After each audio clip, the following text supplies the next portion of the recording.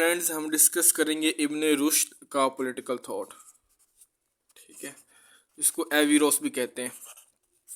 CSS PMS political science के लिए, और फ़िलासफ़ी मुस्लिम फ़िलासफ़ी के अंदर ये आता है पार्ट 1 पेपर 1 के अंदर। तो ये 1126 में पैदा हो रहे हैं और 1198 में इनकी डेथ हो रही है। तो इनका हम पॉलिटिकल थॉट देखेंगे, इनकी क्या फ़िलासफ़ी थी, क्या क्या इन्होंने आइडियाज़ दिए, क्या क्या इनकी कंट्रीब्यूशन है फ़िलासफ़ी के अंदर। ठीक है, सबसे पहले हम इनकी आउटलाइन देखेंगे कि आउटलाइन क्या बनती है। पहले हम इंट्रो एज ऑब्वियसली वो देखेंगे, फिर हम इनका देखेंगे फ़िलासफ़ी और रिलीजन एंड रिलीजन। फिर हम देखेंगे existence and attributes of God, इसके ऊपर उन्होंने क्या बात की, एंड एट्रीब्यूट्स ऑफ गॉड। फिर हम देखेंगे ओरिजिन ऑफ द वर्ल्ड।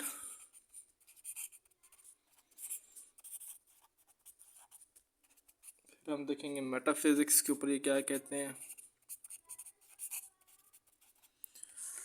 उसके बाद साइकोलॉजी के ऊपर क्या इनके थॉट्स हैं, और फिर लेगेसी एंड कंक्लूजन। ठीक है, तो ये पॉइंट्स हैं जिनको हम डिस्कस करेंगे, अंडरस्टैंड करेंगे कि इब्ने रुश्द बेसिकली क्या कहते हैं, क्या उनकी फ़िलासफ़ी है, उनका बैकग्राउंड क्या है। ठीक है, कहाँ से वो बिलोंग करते हैं, क्या वो बात करते हैं। ठीक है, तो अगर हम इब्ने रुश्द की बात करें, सबसे पहले पता चलेगा कि इनका जो फोकस है, इनकी जो मेन कंट्रीब्यूशन है वो फ़िलासफ़ी ऑफ रिलीजन के ऊपर है। मेन चीज़ क्या है, फ़िलासफ़ी ऑफ रिलीजन के ऊपर उन्होंने ज़्यादा बात की है। रिलीजन में जो उस टाइम मिसकंसेप्शन थी वो इन्होंने रिमूव की। और इसके अलावा इनकी जो अगर आइडियोलॉजी की बात करें तो वो अरेबिक अरिस्टोटेलियनिज़म है। अरेबिक अरिस्टोटेलियनिज़म, ठीक है, मतलब अरिस्टोटल के जो थॉट्स थे उनसे ये काफ़ी इंस्पायर थे। ठीक है, और बाकी का देखें तो ये कहाँ से इन्फ्लुएंस है, तो पता चलेगा प्लेटो से ये इन्फ्लुएंस है। इसके अलावा अरिस्टोटल से इन्फ्लुएंस्ड है, ये अल-फराबी से इन्फ्लुएंस है, अल-फराबी, और इमाम मालिक, और इन सारे जो हैं वो लोगों से इन्फ्लुएंस्ड है। इनकी बुक्स की अगर बात करें तो इनकी जो बुक्स हैं वो एक है डिसाइसिव ट्रीटाइज। ठीक है, डिसाइसिव ट्रीटाइज ये इनकी एक बुक है इम्पोर्टेंट। और सेकंड इनकी है the incoherence of the incoherence of the incoherence the incoherence of incoherence. ये इनकी बुक इम्पोर्टेंट है जो कि इन्होंने इस चीज़ के ऊपर लिखी है। अब हम इनको स्टार्ट करते हैं, देखते हैं क्या इनका इंट्रोडक्शन में क्या क्या आएगा, बेसिकली इब्ने रुश्द कौन थे और क्या इनका तारुफ है। तो अगर हम इंट्रोडक्शन की बात करें, ठीक है, तो हमें पता चलेगा कि इनका असल नाम अबुल वलीद मोहम्मद इब्ने अहमद इब्ने रुश्द था। ठीक है, एक्चुअल नाम क्या था इनका, इनका अबुल वलीद मोहम्मद इब्ने अहमद था।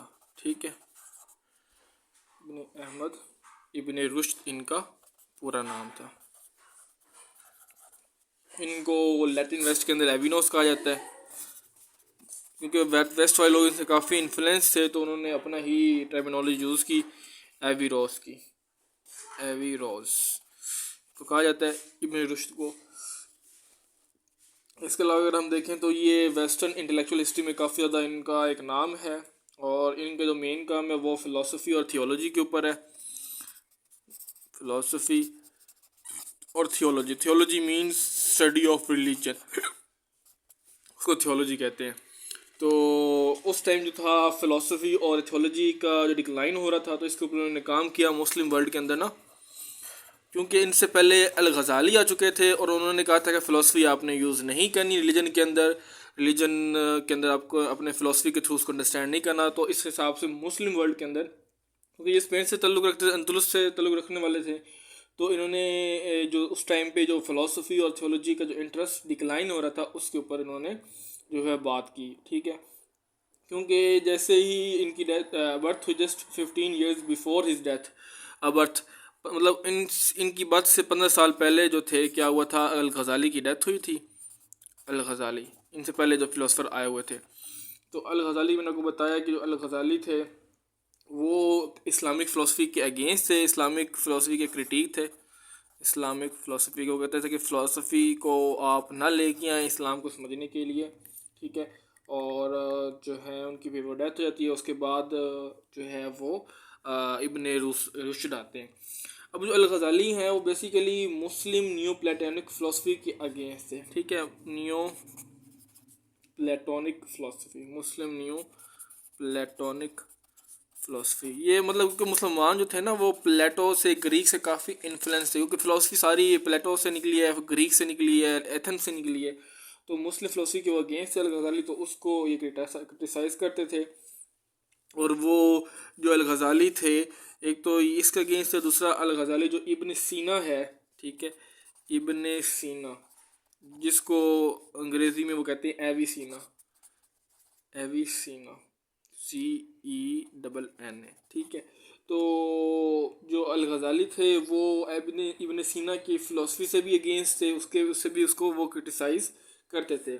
तो इस तरह के जो लीग सर्कमस्टांसेस उस टाइम थे ब्रिटिश मुस्लिम के अंदर ना, स्पेनिश मुस्लिम के अंदर, कि मतलब अल गज़ाली भी एक अच्छे फ़िलासफ़र है, उनकी अपनी एक फ़िलासफ़ी थी। तो उन्होंने काफ़ी ज़्यादा जो इस चीज़ को क्रिटिसाइज़ किया हुआ था फ़िलासफ़ी को, कि रिलीजन को आप रैशनल तौर पे ना देखें, उनका अपना एक थॉट था, व्यू था। और उन्होंने इब्न सीना को भी उन्होंने क्रिटिसाइज़ किया था। तो उस टाइम जो स्पेन में मुसलमान थे ना, टाइम स्पेन के चल रहे हैं, तो स्पेन के अंदर जो मुस्लिम फ़िलासफ़र्स थे वो काफ़ी ज़्यादा उस हिसाब से, मतलब जो थे उनको एक चैलेंज था उनके लिए, क्योंकि वो चीज़ें उनको जो है वो फ़िलासफ़ी की नज़र से देखते थे। लेकिन उन्होंने इब्न अल गज़ाली ने उस चीज़ को जो था वो स्टॉप कर दिया था, या उसको क्रिटिसाइज़ किया था। अब इब्न रुश्द आते हैं इसके बाद। जब इब्न रुश्द आते हैं तो इन्होंने बेसिकली फिजिशियन थे, एक तरह के जूरिस्ट थे, ठीक है। इनको मोस्ट इन्फ्लुएंशियल मुस्लिम फ़िलासफ़र कहा जाता है, क्योंकि इन्होंने मुस्लिम फ़िलासफ़ी जो है उसको जो है वो उसके ऊपर वर्क किया वेस्ट के अंदर, ख़ास तौर पर ना जो मुस्लिम फ़िलासफ़ी की जो ट्रेडिशंस हैं उनको रिवाइव किया। बाद अगर हम देखें तो हमें पता चलता है कि जो इब्न रुश्द है, ठीक है, वो उनकी जो कमेंट्रीज़ हैं, उन्होंने जो इंटरप्रिटेशन की है अरिस्टोटल की, उससे क्या हुआ कि जो वेस्टर्न का जो स्कॉलरली इंटरेस्ट था वो रिवाइव हुआ। मतलब कि जो वेस्टर्न जो लोग थे वो ग्रीक फ़िलासफ़ी के अंदर वो नहीं इतना इंटरेस्ट ले रहे थे ना। तो लेकिन जो इब्न रुश्द हैं उन्होंने क्या किया, उन्होंने अरिस्टोटल की जो फ़िलासफ़ी थी, अरिस्टोटल की जो इंटरप्रिटेशन थी या उनकी जो फ़िलासफ़ी थी, उसको ऊपर कमेंट्रीज़ की, उसको एक्सप्लेन किया। जिससे क्या हुआ कि जो वेस्टर्न जो इंटरेस्ट है ग्रीक फ़िलासफ़ी के अंदर, वेस्ट का इन्फ्लुएंस वो रिवाइव हुआ, ठीक है। उन्होंने जो इंटरेस्ट लेना स्टार्ट कर दिया, ठीक है, क्योंकि वो 6th सेंचुरी में आकर ना वो उसको निगलेक्ट कर दिया था, मतलब इतनी ज़्यादा इंपॉर्टेंस नहीं दे रहे थे अरिस्टोटल की फ़िलासफ़ी को ना, वेस्टर्न की जो कंट्रीज़ हैं। तो इन्होंने क्या किया, इन्होंने फ़िलासफ़ी और रिलीजन का जो रिलेशन है उसको एग्ज़ामिन किया कि फ़िलासफ़ी और रिलीजन का क्या रिलेशन है, क्या इनके अंदर कन्फ्लिक्ट्स हैं, ठीक है। उन्होंने बुक लिखी थी, जैसे मैंने पहले बताया, डिसाइसिव ट्रीटाइज, ये उनकी बुक है जिसपे उन्होंने चीज़ें डिस्कस की और बताई और चैलेंज किया एंटी फिलोसफिकल सेंटिमेंट्स को, एंटी फिलोसफिकल जो सेंटिमेंट्स चल रहे थे उस टाइम, क्योंकि आपको पता है कि अल गज़ाली एंटी फिलोसफी थे, क्योंकि अलग वो खुद फिलोसफर थे लेकिन वो एंटी फिलोसफी थे। तो उस टाइम की जो अल गज़ाली ने सुन्नी ट्रेडिशन के अंदर जो अल गज़ाली ने ये चीज़ें इग्नाइट की हुई थी, तो उन सब चीज़ों को इन्होंने चैलेंज किया अपने रुश्द ने, और बताया कि आप फ़िलासफ़ी को भी अंडरस्टैंड करें। तो इस तरह करके क्या हुआ कि इस क्रिटिक से क्या हुआ, जब इन्होंने क्रिटिसाइज़ किया, ये क्रिटिक किया, तो इवन क्रिश्चियन ट्रेडिशन के अंदर भी जो है वो फ़िलासफ़ी का जो है वो उसका इन्फ्लुएंस हुआ, और वहाँ पे जो स्कॉलर्स हैं उन्होंने एविरोस को आइडेंटिफाई करना शुरू कर दिया, और एविरिस्ट जो है उनको कहा जाने लगा। तो ये सारा एविरोस का जो है वो कंट्रीब्यूशन है।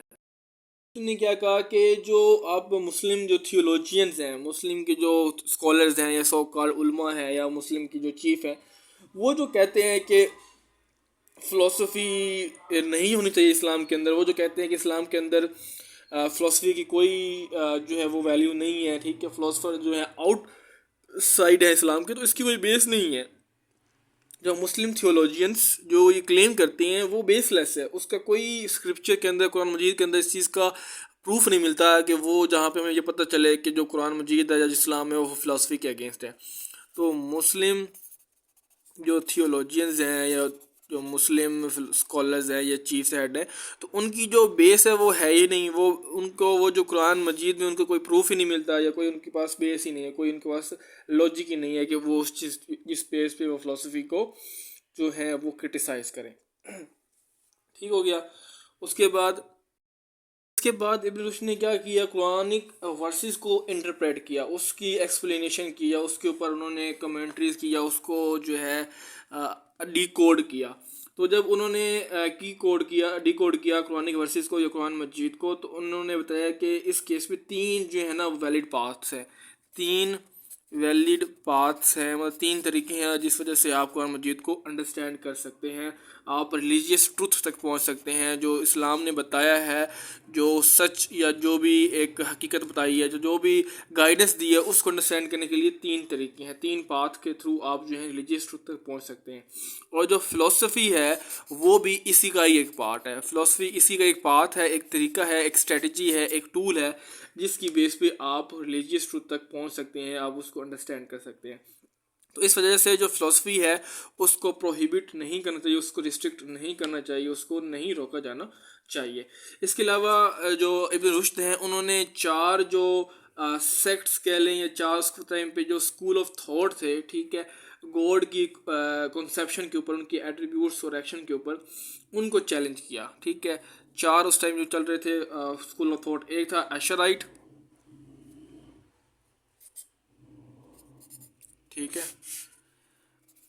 एशराइट एक चल रहा था। दूसरे नंबर पे था हमारे पास मुताजिलाइट, और उसके बाद था हमारे पास लिटरलिस्ट, सूफ़ी और लिटरलिस्ट। ठीक है, लिटरलिस्ट। तो इन चारों स्कूल ऑफ थॉट जो हैं उनको उन्होंने चैलेंज किया, क्योंकि ये जो स्कूल ऑफ थॉट हैं ये गॉड की एट्रीब्यूट्स और एक्शंस के ऊपर ये बता रहे थे। तो इस हिसाब से इन्होंने जो है वो चीज़ों को एक्सप्लेन किया। ये जो स्कूल ऑफ थॉट है ये उनके हिसाब से गॉड की एट्रीब्यूट्स को सही से नहीं एक्सप्लेन कर पा रहे थे, उसमें फिलोसफिकल इश्यूज थे। उन्होंने उनको नोट किया कि ये जो है origin of the world, world के ओरिजिन हो जाए या डिवाइन स्पीच हो जाए, या डिवाइन जो खुदा के अल्लाह ताला के जो अहकामात उनको सही तरह से इंटरप्रेट नहीं कर पा रहे थे। तो इन हिसाब से उन्होंने इनके इश्यूज़ को नोट किया और उनको चैलेंज किया। तो इस तरह करके उन्होंने क्रिटिकली और फिलोसफिकली जो है एनालाइज किया इन सारे जो ऑलरेडी जो ट्रेडिशंस चल रही थी, जो ऑलरेडी सारी चीज़ें अंडरस्टैंडिंग थी उनकी, तो उनको बताया कि आप जो हो इनकरेक्ट अंडरस्टैंडिंग कर रहे हो, आप डेविएट हो गए हो, और उन्होंने उस चीज़ के ऊपर उनको रेक्टिफाई किया, करेक्ट किया। ठीक है फ्रेंड्स, तो ये था हमारे पास इब्न रुश्द का पॉलिटिकल थॉट का पार्ट 1, जिसमें हमने इंट्रोडक्शन देखा। नेक्स्ट में हम फिलोसफी और रिलीजन को देखेंगे। ठीक है, उसके बाद जो भी इनके जो आगे जो व्यूज़ हैं उनको हम अंडरस्टैंड करेंगे। टिल देन टेक केयर, अल्लाह हाफिज़।